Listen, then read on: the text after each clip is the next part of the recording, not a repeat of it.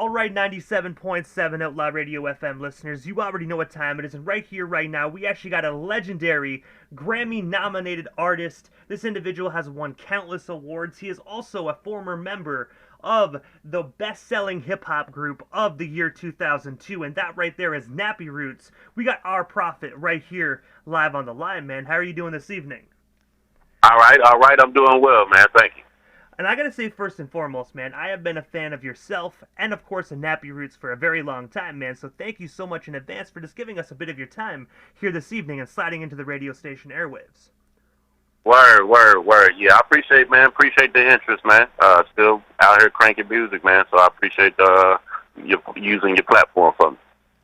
But I know you're a busy guy, Prophet, so I'm going to dive right into this broadcast. But I want to take you back to the beginning of your iconic career, and I got to ask you, even before the Nappy Roots, like, what actually made you decide to get into the music industry initially? Well, initially, I'd probably have to take you back to maybe when I was about 8 years old, and probably one of the most influential people as far as making me want to be involved with hip hop would be like LL Cool J. Seeing him come out with "I'm Bad" and "I Need Love" type of thing. So that's when I knew I really wanted to be involved with music, and I just enjoy what music does. Not only for me but what it does for people. So it's just fortunately I was blessed with that gift. To write and have a voice. And also, as well, as I mentioned at the during the intro of this interview, you were also one of the founding members of the legendary group Nappy Roots. I was wondering, what is the origin story behind that group, and of course, how did you actually get connected with the other members back in the '90s? Right. Well, man, we was fortunate. We all was blessed, man, and we made it to college. So we all met at a college in Bowling Green, Kentucky. The college was called Western Kentucky University. And so everybody was, one of the guys was on the basketball team. He was a top 50 All-American. Another guy, I think he was playing football. Another cat, he was from the city of Bowling Green. And you would just hear about different, different individuals. And, they all was kind of rapping. And I was actually the last member to join. So, I heard about this, it was 5 members at that time. And, hooked up with them. They were like, man, you what we've been needing, man. You the last part. Nappy Roots is officially locked up. And, we used to just all freestyle at all the college parties and whatnot. And, we said, well, nobody's ever came out of the state of Kentucky on a worldwide level. So, we felt like if us 6 members linked up, we can bring the world Kentucky. And we were fortunate enough to do that. And also, as well, in the year 1998, you guys actually released the debut independent album titled Country Fried Sass, man. I was wondering, what is the story behind that iconic record, man? Because I remember back when I was younger, man, snagging myself a copy of that phenomenal project. Right. Appreciate it, man. Really, it's just, it's got a hint of, the marijuana use. We some college cats, man. We was on that test, man, and just talking about six guys coming out of the state of Kentucky, which is looked at as the South, the country, whatnot, and weed and alcohol played a big part in what we when we got together and started rapping. So we said, man, we just gonna call this Country Fried Sass. And I gotta say as well, man, in my personal opinion, one of my personal favorites that you guys actually ever put out, man. And I gotta say as well, I think that's what I could be wrong, but I think that's the record that actually landed you guys a deal at Atlantic Records. And I have to ask, man, what was it like actually being just young cats actually working at such a huge, iconic label? Man, that was amazing. We really thought, we signed in 1998, and we thought just initially we was just going to be rich, just off top, and everything would go great. But it didn't work out like that initially. It ended up working out in the long run. But, just signing, and then you find out all the different legendary people that have been a part of the Atlantic Records brand, throughout history, it's just like, wow, now we're actually a part of that tree, a part of that family as well. And, it was kind of surreal. So within in that, we thought things were going to happen real fast, but we signed in 1998, but the world didn't hear of us until 2002. So it took like 4 years for them to put out our initial project worldwide. So I guess they knew what they were doing.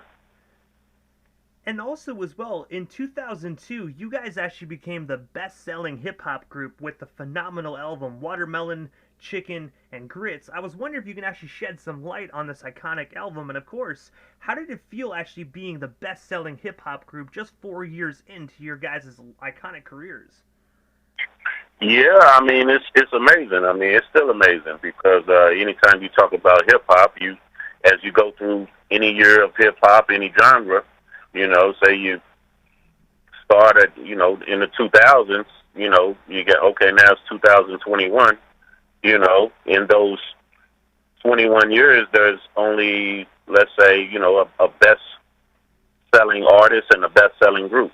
So, you're talking about, that's just, 42 people that you got to mention in that conversation. So, to sell more records than anybody in the world for that year was incredible, especially knowing we never had a cosign, nobody brought us out or anything. It was just really based off our talent, skill, hard work, and drive. So it was amazing. I always tell everybody, we happy the Outkast didn't come out that year.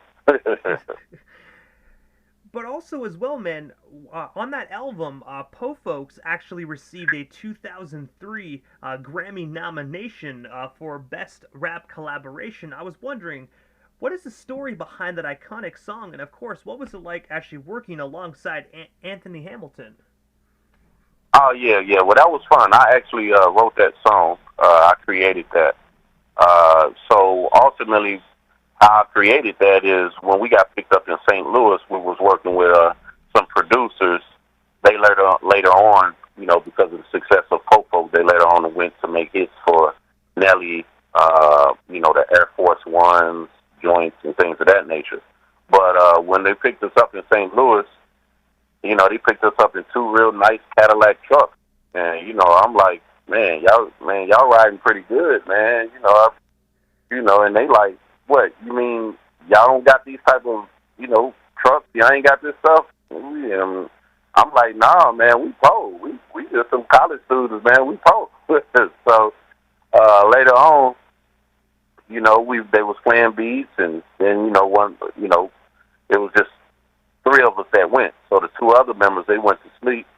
And then the producers, we played so many different beats, they end up wanting to go to sleep. So I just said, man, just show me the button I can press where I can go through all the beats. I went by and I ended up finding that one particular beat, and woke one of the other guys up, and I told them the idea I had, and they like, okay, that's them. The next day, I laid down the hook all my life, and but it really don't matter no more. We all laid our verses, and I knew it was something special. And then about a week or 2 later, we got a version back, and Anthony Hamilton was on the record. So we wasn't even aware of Anthony Hamilton, but I understand he had been like a backup singer for D'Angelo and a lot of other people of that nature. And then once he added his vocals, man, his song just, it took a whole nother life. And, we came out with that, and, it was pretty much the, a classic jam that we made. And I have to ask, were you satisfied when you actually heard the revisioning with Anthony Hamilton, or did you originally want the original version that you guys created? Well, to be honest, man, when you do something, and it's you, and then it comes back and it's changed, you all automatically probably have a little guard up. So at first, I didn't quite hear the brilliance that he added on there because I was just so caught up maybe in my ego of laying the hook down. But, it wasn't that much longer after I'm like really listening to it. I'm like, man, this song is 1,000 times better with him on it, the way he was able to bring out the words. So, it was different, and it was a great difference. And also, aside from the Nappy roots, I also read as well that you were actually appointed to the board and advisory council of the Muhammad Ali Center. I was wondering if you can actually tell our listeners a bit more about the Muhammad Ali Center, and of course, how did that opportunity originally come to be for you? Yeah, well, thank you, man. I'm glad you mentioned that. Ultimately, in the state of Kentucky, when you think about Kentucky, some people know we have, Muhammad Ali. He's from Louisville, Kentucky. So he's probably one of our most iconic people, just period. Well, not even one. He is the most iconic people, and, arguably he's one of the most iconic people, just period. And fortunately, he's from Louisville, Kentucky, actually not far from the neighborhood that I lived in as a kid. But I was honored with that. Basically, it's all about, continuing of Muhammad Ali's legacy and letting people and kids know in particular about his legacy and how he used to stand up for injustice and, the type of character and pride and integrity that he had, not only as an athlete, but things that he spoke on, it was really things that he really believed.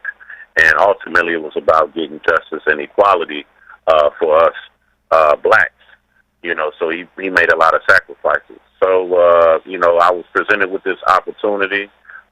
They looked at me as a person that would have a great career just in life.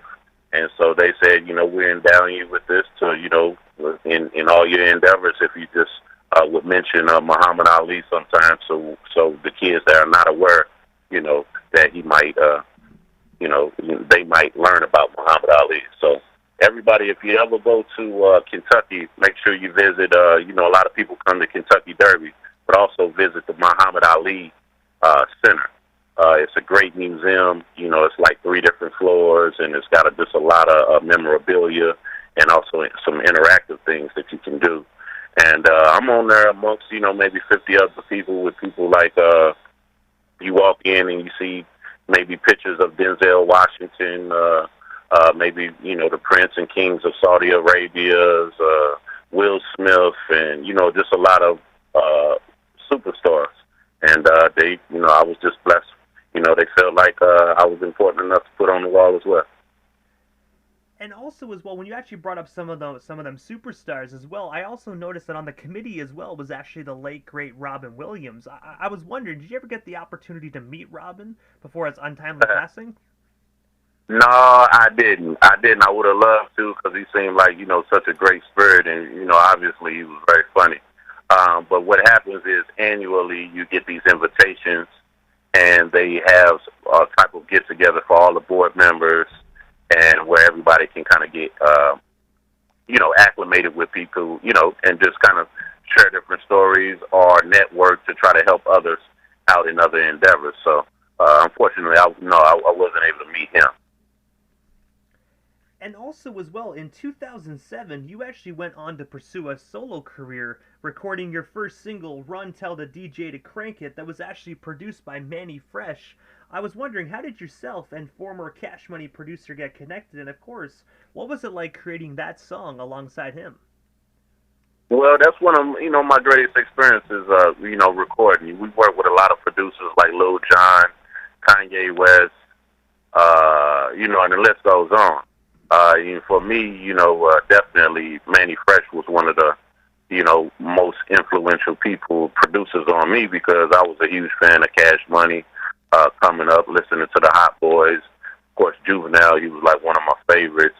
So I used to study a lot of their music. So when I got the opportunity to start recording music, I just let my team know one of the producers that I want to go see first is Manny Fresh. And somehow, people, had the contacts, and next thing you know, it was right after Katrina, and I'm sitting in the studio, and it's a lot of people. It's like Devin the Dude, it's Bun B, it's the Outlaw, and then walks in later, it's Manny Fresh walks in. I'm like, hey, how you doing, man? I'm on Profit, and everybody was looking. We shook hands. He said, man, come on, everybody know who you are in here. And so everybody started laughing. All these Outlaws, Bun B, Devin the Dude, everybody who was in the studio just laughing at me. I guess because they just seen how humble I was, and you know, I'm grateful and surprised that they know who I am. Even though, yeah, at that time I'm one of the, considered one of the biggest artists. So I thought that was pretty cool. And he's a comedian. He's one of the funniest guys you ever meet. I thought he was joking. One of the lyrics is, I say, tell a DJ to crank it, tell a DJ to crank it. And then he comes on, 415s beating hard like a stepdaddy. And he was walking around saying that, 415s beating hard like a stepdaddy. I'm like, man, are you serious? That's funny. He was like, yeah, I'm serious. I was like, well, go on, say it then. 415s beating hard like a stepdaddy. So, yeah, that tell a DJ, man, is one of my favorite jams. And I gotta say that song is still playing today on the radio as well, man. I know it plays here on 97.7, but I've actually heard it play around Canada as well, man. I gotta say that is a timeless record that will never get old, in my personal opinion. Appreciate it, man. I'm releasing a project next quarter, 2022, because it's been around a minute since I've dropped the last project, and I have a book. I'm a #1 bestseller on Amazon. For people out there, you look up Ryan Prophet, From Grams to Grammys. My book is a #1 bestseller last year, and so from that, I decided to come out with some new music, and it's going to be titled Grams. The project's going to be called Grams to Grammys as well. So thank you. And also, since you brought up that book, I actually had that in my question list. But since you brought it up, I feel we need to get into it now. You were also the author, of course, of the book From Grams to Grammys. I was wondering if you can tell us a bit more about this book. And of course, other than Amazon, where can our listeners actually purchase themselves a phenomenal copy? Right. Well, if you just Google Ryan Prophet From Grams to Grammys, it'll show a lot of different outlets, some other websites. I have my website down because I constructed it to put out some new music on it and add some other things with some merchandise. But Grams to Grammys, man, ultimately it's really kind of my life story. It tells a lot about me from being originally from Oakland, California, coming up as a kid, and growing up in the household where there was drug use. Of course, Oakland was one of the first places that got hit hard with crack. Of course, a lot of it spread out of California.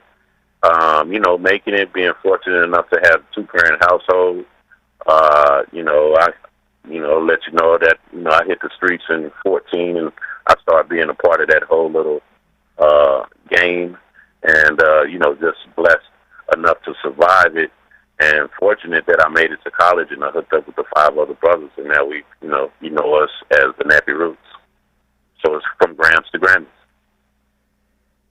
And also as well, I actually read that you actually teamed up with Hugo Fiera of Tantric to actually record tracks that were actually rock and hip-hop based. I was wondering, what actually made you decide to get into that subgenre of hip-hop and joining the rock community?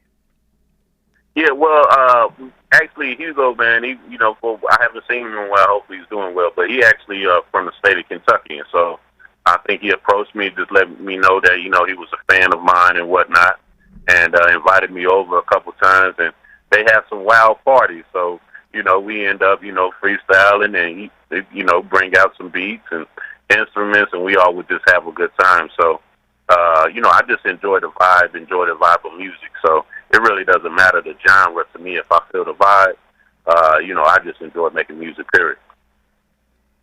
And also as well, in 2015, you actually appeared on an episode of MTV's Catfish, the TV show. I was wondering, how did that opportunity arise for you? And of course, what was it like actually partaking on that reality show? Because I know I used to watch that back in the day, and I got to say, some of those episodes get pretty wild.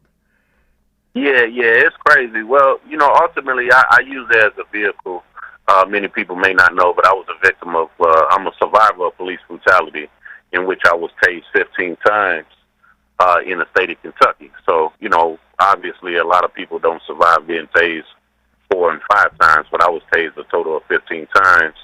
And, I end up, I was going through a lot of different things, just separated from a long-time relationship and, and different things. And, found myself on social networks because my team had told me, man, you got to be more on Facebook. You got to be more on this and that. And so I'm like, okay, cool. And, ultimately ran into this profile.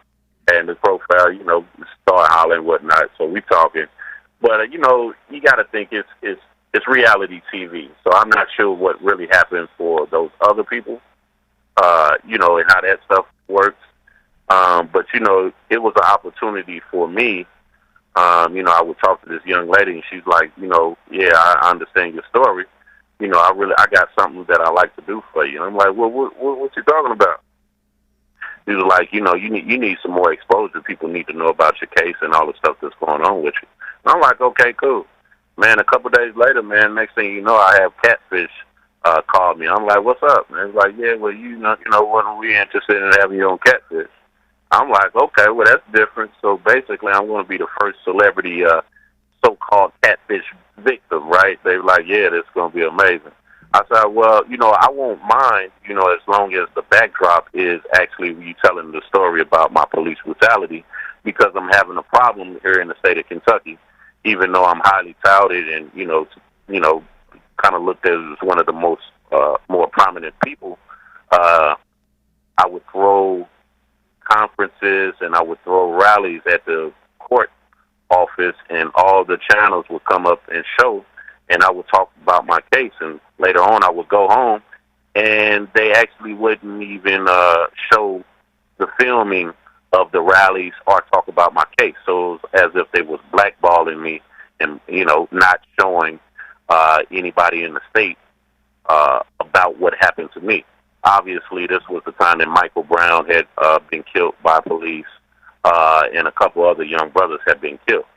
So ultimately, what it seems like, if they found out that this happened to a celebrity and I actually lived, they felt like it was probably going to cause a riot. So I used the Catfish as a backdrop to kind of shed some light on my police brutality story. And I gotta say, first and foremost, back in the day, I did hear about that stuff, but I personally didn't want to bring it up. But I do want to say, I'm really glad that you are still here with us today, man. You overcame a terrible situation, and you're actually using this situation to actually kind of educate other individuals, man. So I just gotta say, I'm glad you're still here with us today, still making hits. Thank you. I really appreciate that, man. And I have to ask, with MTV's Catfish, did they ever try and have you change the story a little bit, or were they all for everything that was going on? Were they all for your story, or did they try and get you to tweak it a little bit? No. They was all for it. I mean, that was the only condition that I would do it. You know what I mean? I was just trying to get the word out, being that the local news wouldn't tell about my story, so I couldn't get the coverage. As far as changing the story, of course, they had to change their storyline on how things happen and whatnot to make it juicy for their viewers, but, it's reality TV, so, everything you see on reality TV is not actually truthful, right? And especially it is MTV, that's why I had to ask, because I do know with some other shows, you kind of watch them and you kind of sit back and be like, oh, come on now, this can't be real, but... Yeah, I mean, you got to think, I'm, like you said, I don't have a problem getting any women. You know what I mean? Yeah, come on. So you just got to use your head on that one. Most definitely. Once the woman walks in your place and sees those awards and all those plaques shining on the wall, they're just like, whoa, all right. Yeah, I mean, that's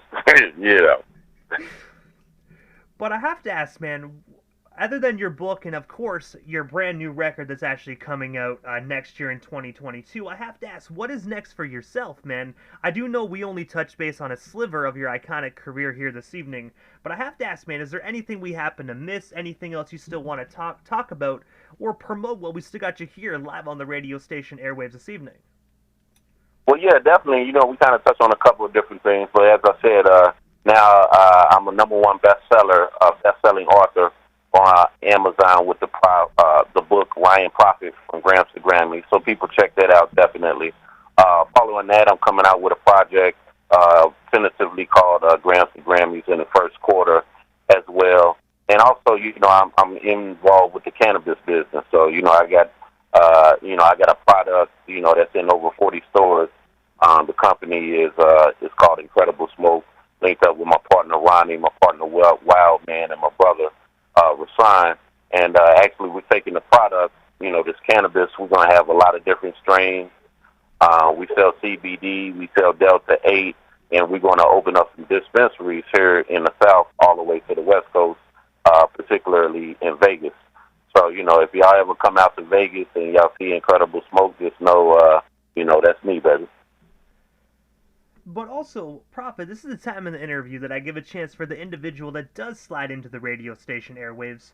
Just like a chance to give like shoutouts to whomever they want to give shoutouts to, but most of all your social media handles. That way our listeners can follow you and stay updated on everything you got going on if they're not already doing so. Right, no doubt. Now, you based in Canada, right? Based in Canada, yeah. Yeah, no doubt. Well, shout out to Drake. I just met Drake.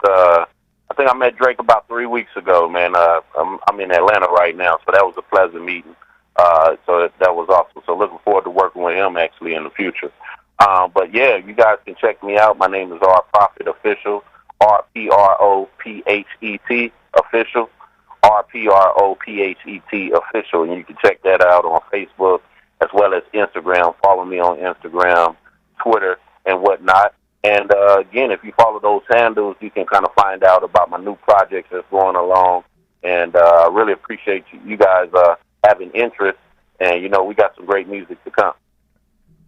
And I gotta say, first and foremost, our Prophet, thank you so much, man, for just giving us a bit of your time here this evening. And I gotta say, first and foremost, I've been a fan of yours and Nappy Roots for a long time, like I said. So I just want to say thank you so much for making monumental music that not only myself, but millions upon millions of listeners had the opportunity to enjoy for many years, man. And I'm definitely looking forward to many more years of music to come. So thank you so much, Prophet, for just giving us a bit of your time here this evening and allowing me to interview such an iconic individual like yourself. Hey, man, like I said, man, I really appreciate you taking the time and having the interest. Definitely going to need your support and, a couple of other your buddies, if you would. When you hear about that new Grammys project coming out, man, just spread the word and definitely looking forward to the support. Hey, most definitely. I definitely will spread the word, and whenever it does drop, I'll make sure to snag myself a copy and place a few tracks into the radio station's rotation as well. Okay, sounds good, brother. I gotta say, Prophet, thank you so much again, man, and definitely have yourself a wonderful Saturday night, man. Hopefully down the line we can make this happen again sometime soon. All right. Looking forward to it. Most definitely, man. Thank you. Peace.